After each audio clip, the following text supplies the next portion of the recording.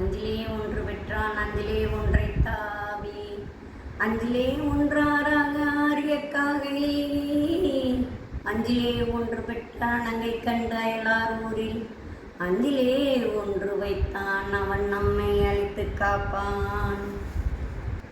ஸ்ரீராமர் இருக்கும் இடமே அயோத்தி. தசரதர் தலையில் நரமுடி தென்படுது.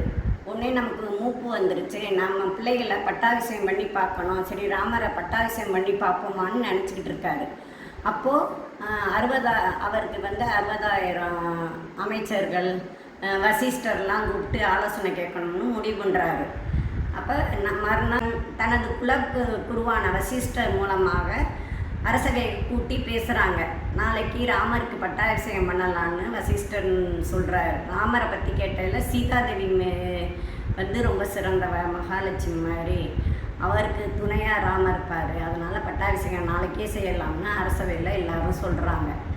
சொன்னோடனே இது எப்படியோ மந்தாரையாகிய இது கூனிக்கு தெரிஞ்சிருது.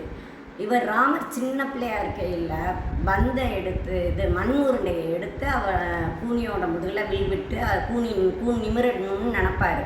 அப்போ பார்த்திங்கன்னா அது அவளுக்கு ஒரு சங்கட்டமாக இருக்கும். உடனே இது அவளுக்கு ராமர் பட்டாபிஷேகம் ஆகிறது அவருக்கு பிடிக்கலை. உடனே கையேயோட தோழி தான் இந்த மந்தாரை என்கிற கூனி. உடனே கைகேயி ராமன் மேலே ரொம்ப பாசமாக இருப்பாங்க.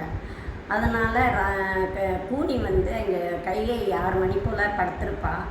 அவளை கூனி அவள் காலை வறண்டு எழுப்பினோன்னா ராகு கேது தின்ன மாதிரி, பாம்பு தின்ன மாதிரி இருக்குது.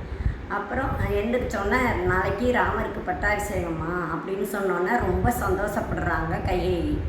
உடனே கழுத்தில் இருந்த வைர மாலையை எடுத்து கைகேயி கழுத்தில் போடுறாங்க.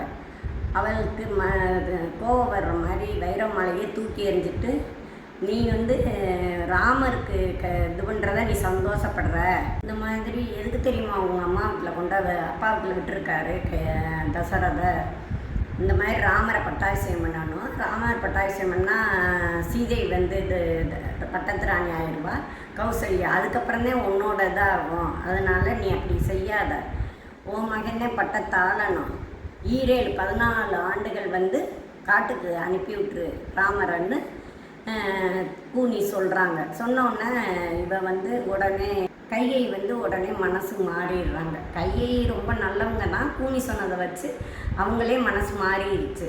மாறினோன்னே பகல் தலைவிரி கோலமாக தரையில் படுத்துக்கிட்டு இருக்கா கையை.